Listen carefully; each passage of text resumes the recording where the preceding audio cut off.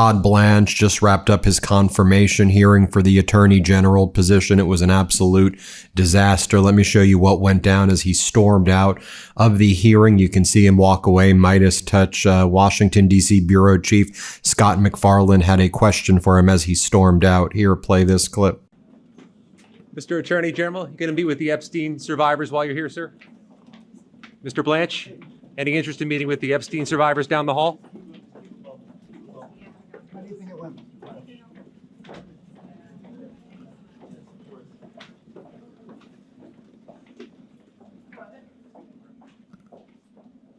Let me show you what went down inside of the hearing. Democratic Senator Schiff was cross-examining Blanche.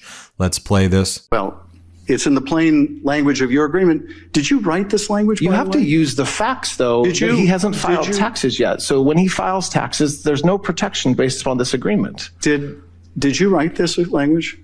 Did I type it up myself? Did you write this language? No. Well, you put your name to it.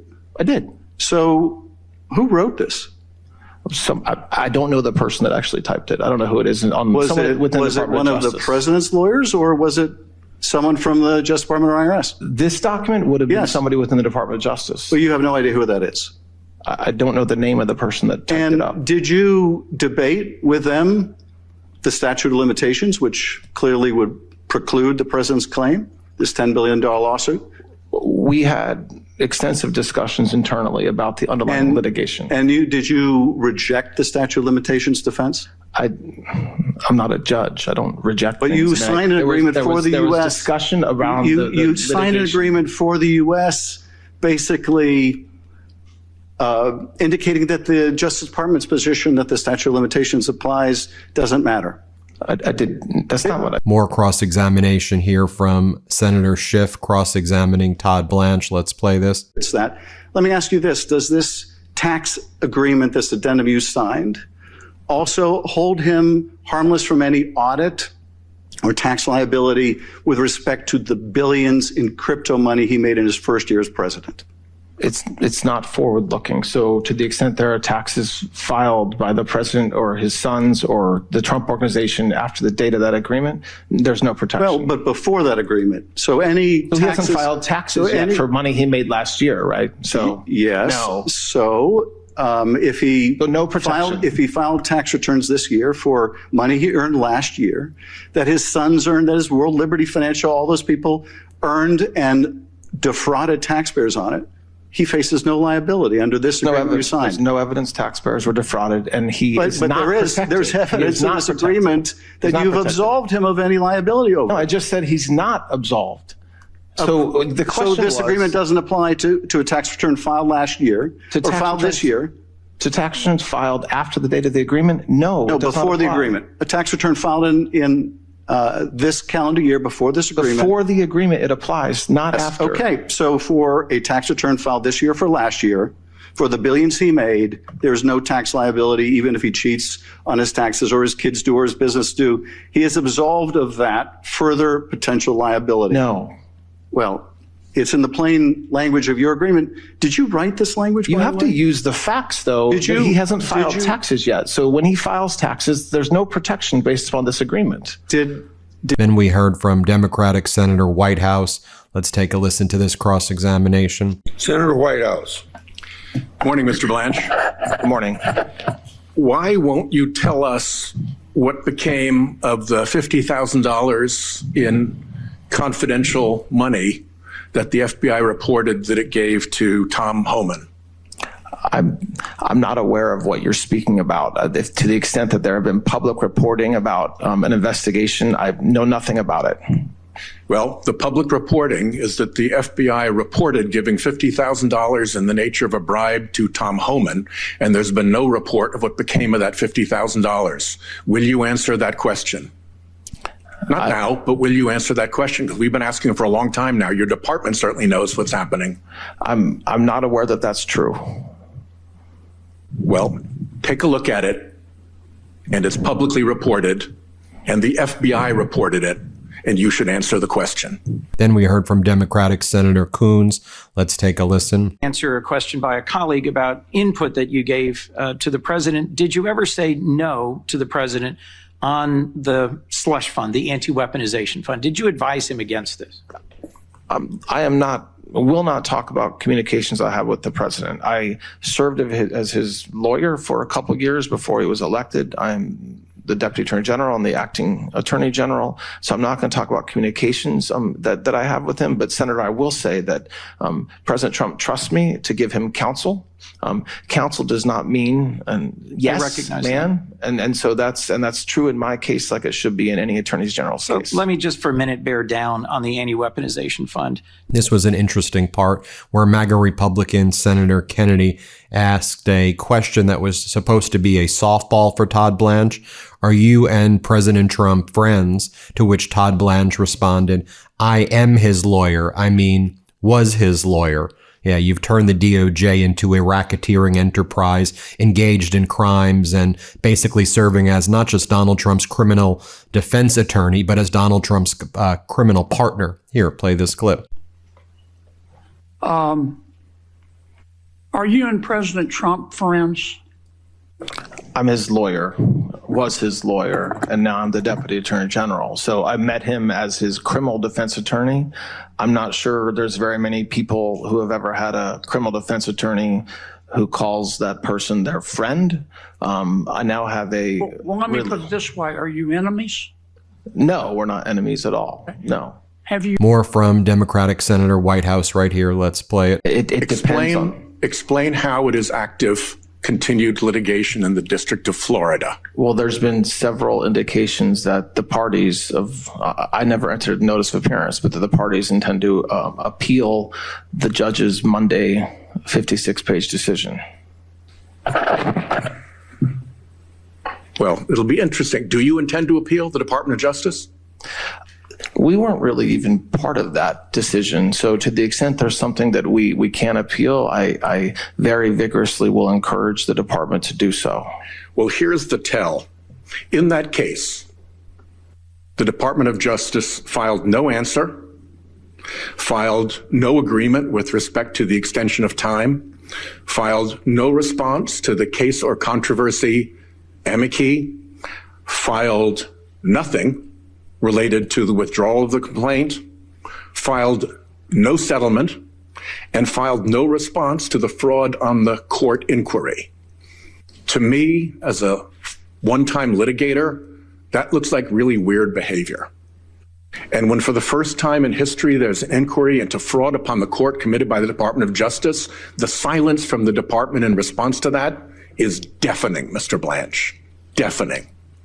And it strikes me that the stratagem here was to file no pleadings, to try to keep the department out of the authority of the court, when what the department knew to be a collusive and false enterprise was blown up in that court.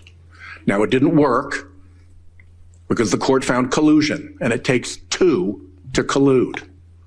And they also went on and made the other adverse findings about the department's conduct. And the problem here, Mr. Blanche, is that it's not just that one occasion between judges appointed by every president harshly criticizing the department's work in your tenure, grand juries rejecting indictments, judicial findings of outright misconduct, capable lawyers fleeing the stinking ship. This seems to be the most troubled Department of Justice in history. Here are some of the misconduct findings against your U.S. attorneys. And if I haven't put it up yet, here's a word cloud of the commentary by federal judges about the conduct of your DOJ. These are red flag words that when I was a U.S. attorney would have provoked at minimum an internal conversation about what the hell went wrong, and very likely a conversation with OPR and maybe OPR pursuit. Words like pretext. Then we heard more cross-examination. This time it was from Republican Senator Cornyn. Here was his cross-examination of Todd Blanche regarding the weaponization fund, the deal that Donald Trump entered into with the government after suing the government for $10 billion. this year. And I thought it was a good line of questioning by Cornyn that he says, the settlement agreement says it can only be modified if there is a writing. Isn't that why you don't want to put anything in writing? Because the agreement only gets modified if it's in writing. That's why you don't want to put it down in writing before any courts or anything like that's your trick in order to keep Donald Trump super pardoned so Trump never gets audited for all of his tax evasion and any tax fraud and any tax crimes that he may have committed, and that this is how you keep the weaponization fund alive by not putting it in writing. Here, play this clip. But let's talk a little bit about the settlement agreement and the release. First of all, I believe you have said that the weaponization fund is a moot issue. Is that your position? Yes, it is a moot issue, meaning there is no weaponization fund. The weaponization fund is dead. It's not moving forward. Well, I would refer you to the settlement agreement. Do you happen to have a copy of that in front of you? I do not. Okay, Senator. well, you probably know what's in it. I'm familiar with it, yes. I'm sure you are. On page 4, this settlement agreement may be modified only upon the written agreement of the parties. Has there been a written agreement of the parties to modify the settlement fund? No, the settlement fund's just not moving forward. There's no modification. It's just, it never started. No money went from the Treasury to any other account. There's no commissioners. It's not moving forward. Well, so the settlement agreement remains as it was originally, but I hear what you're saying. Is the settlement agreement enforceable as a contract by the parties? Well, yes, it's an enforceable document. So I suppose if President Trump's counsel sought to enforce it, they potentially could. Including the weaponization fund? Well, they could try to enforce the contract. They can't force the Department of Justice to move forward with the weaponization fund. They could potentially say that, I suppose, that we breached by not moving forward. They haven't done that, and I'm not aware that they're planning on doing that. Like I said, Senator, and Senator Durbin talked about this, but I've talked extensively with you and other colleagues about potentially codifying so there's no weaponization fund, which is certainly something that could be done. And I wasn't meaning to insult this body, but just that in response to questions from senators about whether that could be done, we very much are okay with that. But just to be clear, the President of the United States, who is a plaintiff in this lawsuit, has not agreed in writing to delete the weaponization fund, and there's no guarantee that he or one of the other plaintiffs might raise that issue by way of a lawsuit and a breach of contract lawsuit in the future. Well, Senator, the plaintiffs have no power over the fund. The fund was administered solely by the by the 5 commissioners and through the Department of Justice. So no, they don't have any power with respect to the fund at all. I suppose they could bring a lawsuit and then we would litigate it. But even if we were litigating it, there's no fund. So the results of such litigation, whatever it would be, wouldn't be a revival of the fund. I want to ask you about the release. And then Cornyn says it also talks about you releasing something called lawfare or weaponization in your settlement agreement with Donald Trump. Tell us, what does that mean? So we all know what it is that the United States is releasing Donald Trump from as part of this super pardon that you've given him while being his lawyer. Here, play this clip. Finally, let me just go back to the, in the 50 seconds I have, go back to this release. This purports to release lawfare or weaponization and/or weaponization. Those aren't legal terms of art, are they? I think they are just legal terms of art. They're not, there's not any. Have they been defined in any case or any statute? Not that I'm aware of, no. So they're not a legal term of art. Well, I think that the terms have been used by the legal community and by people within government, but no, I'm not sure that they're in Black's Law Dictionary. But we don't know what that covers. Well, I think it depends on the circumstances of the facts presented as to whether it covers. As to what it covers, sorry. Thank you. My time's up. Klobuchar. Let me interrupt for a moment with a news story that you need to hear. So just recently, the Trump administration bragged about the PJM power grid. It's the largest in the country, moving away from renewables. Energy Secretary Chris Wright posted a chart showing coal, gas, and other non-renewable sources making up over 91% of generation and renewables under 6%. He was bragging about this. His advice in a time of strain during the summer heat was to keep your air conditioners blasting. His words. One day later, PJM had to declare emergency actions following an alert by the federal government, the Trump administration, telling utilities to cut electricity use as outages, overloaded transmission lines, and extreme heat pushed the system towards blackouts. Now, Trump loves to say in his speeches, like all the time, that only unsuccessful countries use wind, that only disasters run on renewables. He said that China doesn't use wind power, but that's not true even in the slightest bit. China is the #1 wind producer on Earth. It's not even close, and they keep on expanding it. Meanwhile, the Trump administration is bragging about cutting renewables while the grid nearly buckles. Listen, this isn't about politics. It's facts and common sense. Renewables aren't just good for the environment. They're good for lower costs and a stronger, more reliable grid. And they make the country stronger and more competitive as a whole. So now I want to hear from you. What do you think about how the administration is handling climate and renewable energy? Do you want to see more investment? Let us know all your thoughts right now in the comments. I want to hear from you. Okay, Ben, back to you. Then we heard from MAGA Republican Senator Kennedy, and he asked Todd Blanche, other than to himself, was there anybody who Epstein trafficked young women to? To which Todd Blanche says, we have no evidence of other men. You're saying in the Epstein files, you have no evidence of Epstein trafficking women to other men and girls to other men? Here, play this clip. Yes. Other than to himself, who, if anyone else, did Mr. Epstein traffic young women to? There's from what we learned, from what we know.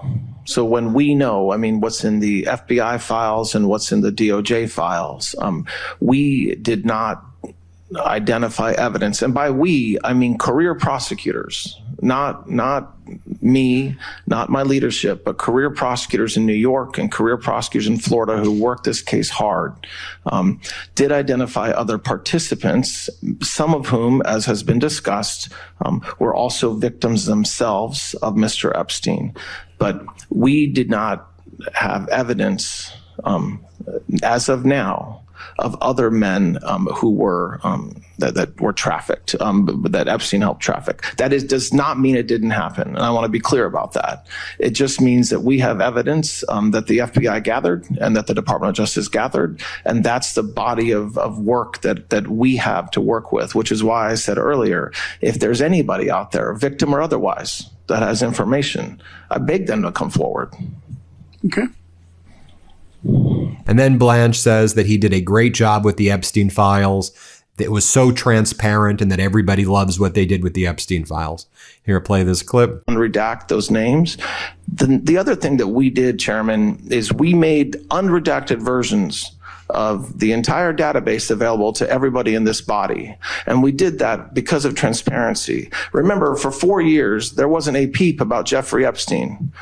The Biden administration did nothing to be transparent about the Epstein case. We have been extraordinarily transparent in not only producing the records, but letting unredacted versions be available to anybody in this body. And if after reviewing unredacted materials, a member had concerns about why something was redacted, they brought them to the department's attention, and we addressed that. So I want to make sure the American people know that this administration, when it comes to Jeffrey Epstein, has been more transparent than any past administration, than Biden was or anybody else.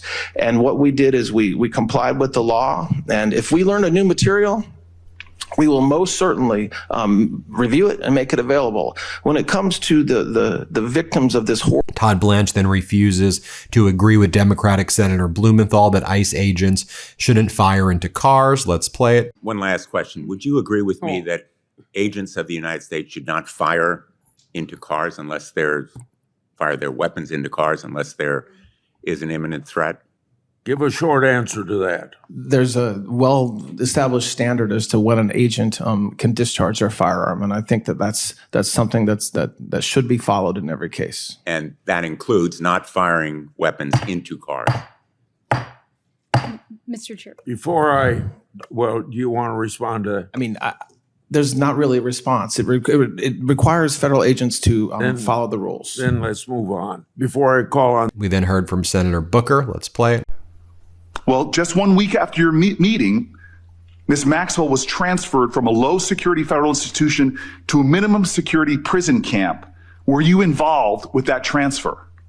When, as I've talked about before, in the time leading up to me going down to meet with her, we learned that she was receiving threats. It turned out... I'm going to interrupt you for a matter of time because... Okay, well, it's not a question I can answer, apparently, in the time you're giving me. I'm going to tell you this because I deal with issues of criminal justice.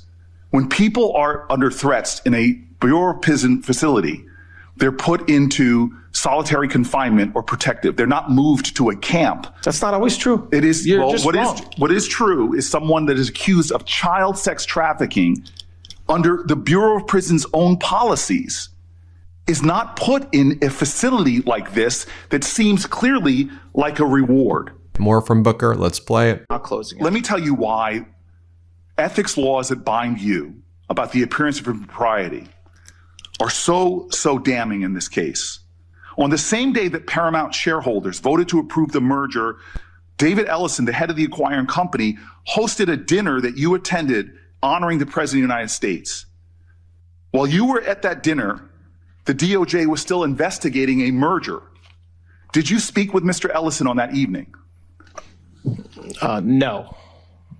Did you discuss with anyone involved in that organization that evening the department's ongoing investigations? No. Well, 6 weeks later, after that dinner, that investigation was closed, that you're stating you have no idea if the attorneys in charge even finished their investigation. That's not what I said. What did you say? You asked me a question about whether the attorneys recommended that the investigation be closed, and I said I wasn't sure. That's different than what you just threw back at me. Do you believe that creates an appearance of impropriety that you were at a dinner? No. Okay.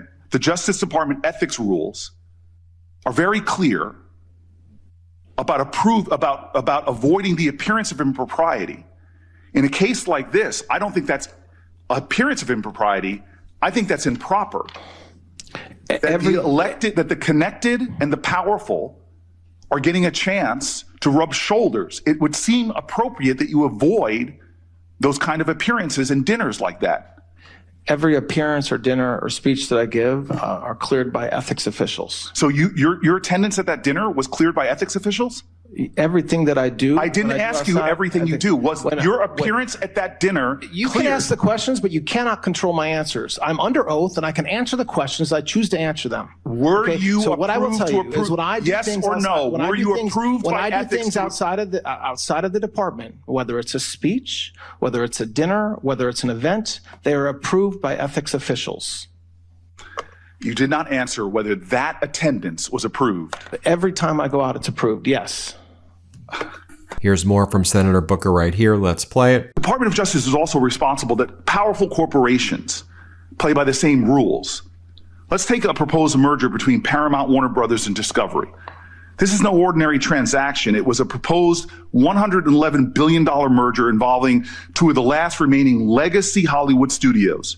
As Deputy Attorney General and later Acting Attorney General, you exercise oversight of the Antitrust Division. You approved the decision to close the department's investigation into that merger, yes or no? I was part of the decision. I yes, don't know you were involved in that. You that don't is even yes. let me answer, man. Did the career attorneys who investigated that deal recommend closing that investigation? I didn't have a conversation with the career, but as I was saying I didn't ask you that. I asked you, did the career attorneys who investigated the deal recommend closing the investigation? I have no idea what they You were in charge of that department, yet you have no idea. Well, I didn't say I had no idea. I had no idea about the question you asked about what the career attorney's view was. You do not know what the career attorney's view was. I'm not sure what the view was with respect to closing it or not closing it. Let me tell you why. We then heard from Democratic Senator Adam Schiff, who I thought probably did the best cross-examination of all. This one was on conflicts of interest. Let's play it. So you said to CPAC a couple months ago, the other things that are happening, there is not a single man or woman at the Department of Justice who had anything to do with those prosecutions, meaning the prosecution of the president. So you're saying that it's not a conflict of interest for you to be involved in the firing of prosecutors who prosecuted your client, your former client? There's no conflict there? Is that No, there is. I wasn't involved. So That would be a at conflict. CPAC, you're taking credit for the firing of these Department of Justice lawyers, but you're not willing to take responsibility before this committee. Is that the case?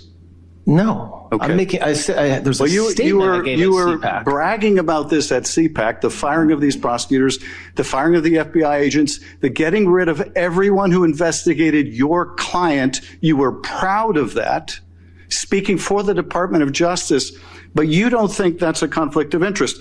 You moved to vacate. I don't think you're going to deny involvement in this. More from Senator Schiff right here. Let's play it. No, what I represented the president. You have also said, you've also refused to release Volume 2 of the Special Counsel's report. That was an investigation into the Mar-a-Lago documents case. How is that not an abundant conflict of interest? Refusing to release to the public an investigative report of an investigation into your client. I am not a judge. A federal judge. No. It The cannot be department's released. position under you, Mr. Blanche, was do not release the report. So that position. If you went into court asking them to release it, it would be released by now. So how is that not a patent conflict of interest? What you're saying happens to not be true. I did not do that. What you're talking about happened before I became the you Deputy Attorney support the General. release of Volume 2? No, I don't, but I'm recused and had nothing to do with that case.